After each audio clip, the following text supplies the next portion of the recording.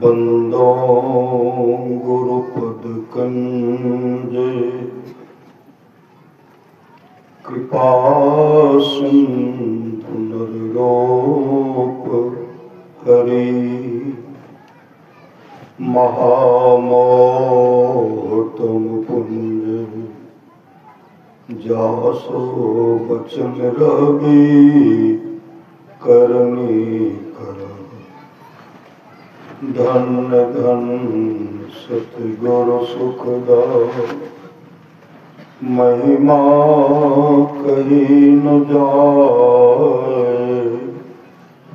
जो कुछ कहो तुम्हारी कृपा मौत कछु न बसाए। अव्यक्त रूप में प्रातः स्मरणीय श्री देवसित परम पूज्यपाद सद्गुरु महाराज के चरणों में कोटि कोटि नमन। मंचासन परम पूज्यपाद स्वामी दिनेशानंद जी महाराज के चरणों में कोटि कोटि नमन। मंचासन पूज्य बाबागण, विशिष्ट गुरुजन, उपस्थित सत्संग प्रेम अनुभावों, माताओं एवं बहनों, सभी के अंदर में बैठे हुए परमात्मा को कोटि कोटि नमन। अभी हम लोग कर्म फल के बारे में सुन रहे थे। भगवान श्री राम और माँ सीता जंगल में पत्तों के बिछौने पर सोए। लक्ष्मण जी और वो निषाद दूर हट करके पहरा कर रहे। माँ सीता और प्रभु श्री राम को जो पत्तों के बिछौने पर सोए देखते हैं, वो निषाद को बहुत बड़ा दुख होता है और वो माँ कैकेयी को दोष देने लगी। तरह तरह से दोष दे रहे हैं। लक्ष्मण जी कहते हैं, ए भैया, कोई किसी को सुख और दुख का देने वाला नहीं है। यह सब अपने ही निज कर्मों का फल है। तो माँ सीता से कौन सा कर्म फल बन गया था? भगवान श्री राम से कौन सा ऐसा कर्म फल बन गया था जिसके चलते आज जंगल में भटक रहे हैं? ये सब हम लोग पूज्य बाबा से सुनेंगे। श्री सद्गुरु महापुरुष की वाणी है, शुभ काम कीजिए, शुभ काम। ऐसा काम कीजिए कि दुख का मुख नहीं देखना पड़े, जीवन में सुख ही सुख हो। इसके लिए कहते हैं, भगति सुतमत सकल सुख खाने, बिनु सत्संग न पावे। प्राणी भक्ति का मतलब होता सेवा, सेवा कर लीजिए। शुभ काम करेंगे अच्छी गति होगी, बुरा काम करेंगे दुर्गति होगी। नरक में तरह तरह का दुख भोगना पड़ेगा। अपने अपने करनी अपने अपने साथ है, अपने अपने साथ करे जो आगे आगे। बाप की करनी बाप पोत पूत ही पावे। जोरू की करनी जोरू खसम खसम को पलता। अपने ही करने से जीव भवजल पार उतरता। नेकी बदी है संग और नो संगी कोई। देखो बोझ विचार संगे जे ये दोई। पलटू करने और के नहीं और के बात। अपने अपने करने अपने अपने साथ। माँ कैकेयी के चलते दोष देते हैं। देवता में कुचक्कर चला, जिसके चलते माँ सरस्वती मंथरा के बुद्धि को बिगाड़ दी। बिगाड़ने के बाद मंथरा माँ कई कई को तरह तरह से समझा रहे। माँ कई कई प्रभु श्री राम को बहुत अच्छे ढंग से मानते थे, अपने नजर से कभी दूर देखना नहीं चाहते थे।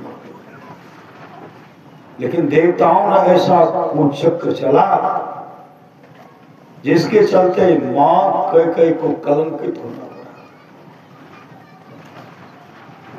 राजा दशरथ ने कहा था अपने, तुम राम और सीता को वनवास देकर और अपने पुत्र भरत के लिए तुम राजगद्दी मांगती हो, और इसमें तुम सुख चाहते हो, कभी सुख होने वाला नहीं। इस विचार को बदल देना चाहिए, बदल दो। लेकिन मां के कई तरह तरह से मानने के लिए तैयार है ही नहीं। राजा दशरथ ने कहा अब आगे अंत में तुमको रोना पड़ेगा, पश्चाताप करना पड़ेगा।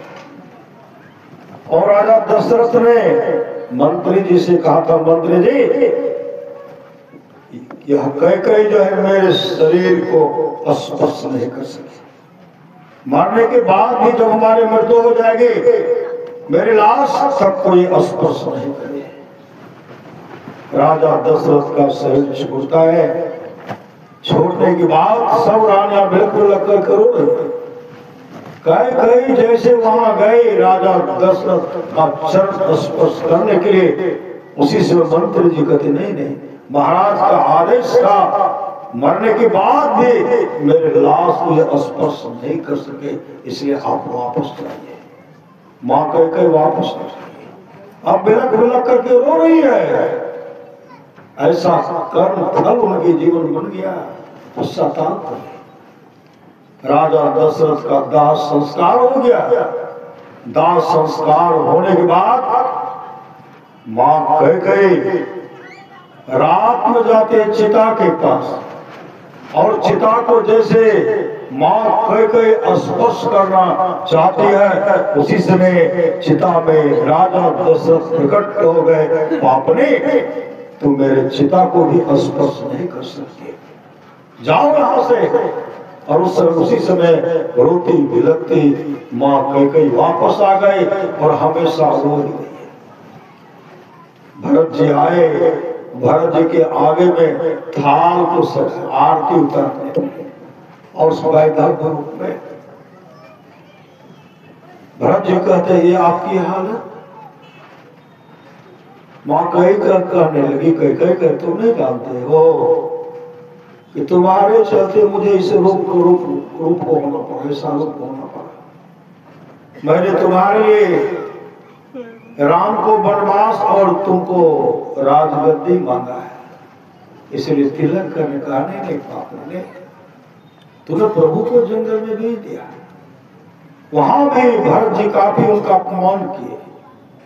जब सब भरत मिलने के लिए सब माए गए, प्रजा सब गए, और वहां जब बेहबलता से प्रेम से राम और भरत जब मिलते हैं और गले लगाते हैं, भगवान श्री राम उनको हृदय से लगाते हैं, उसी समय राजा दशरथ वहां प्रकट होते हैं। और प्रकट होते अलग से, उनको सब नहीं देख रहे, वो सबको देख रहे।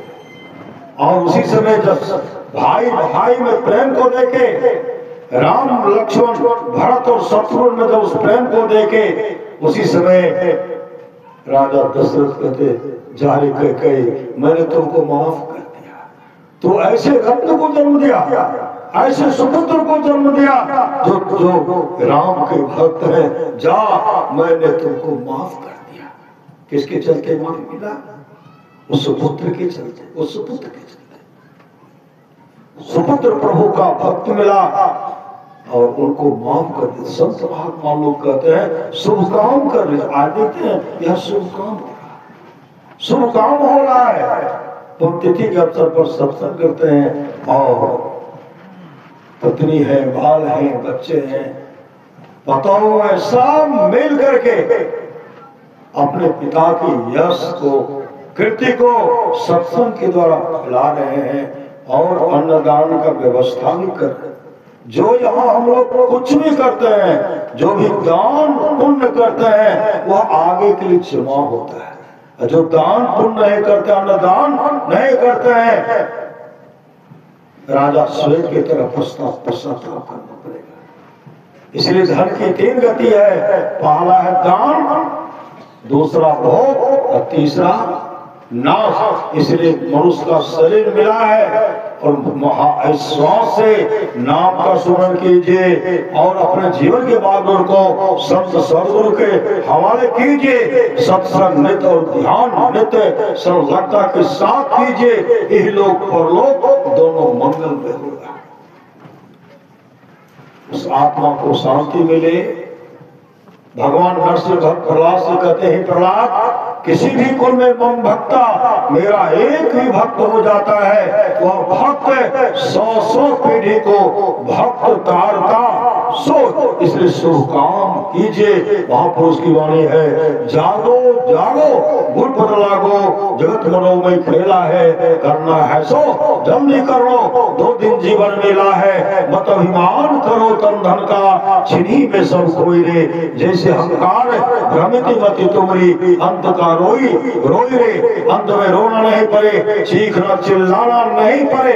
इसलिए शुभ काम कीजिए। माता पिता का सेवा कीजिए, सास ससुर का सेवा कीजिए, पति का सेवा कीजिए। आपस में मेल से रहिए। जहाँ सुमति तहाँ संपत्ति नाना।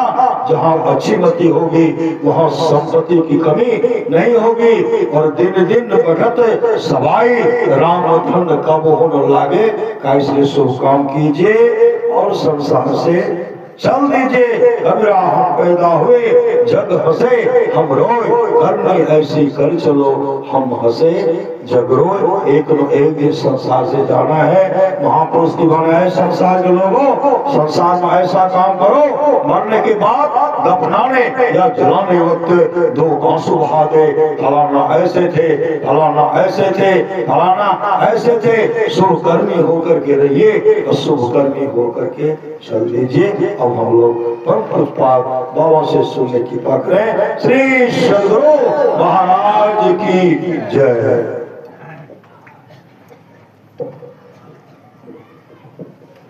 माइक को व्यवस्थित करें। परम पूज्य स्वामी जी के पास अभी हम लोग सुन रहे थे कर्म के संबंध में।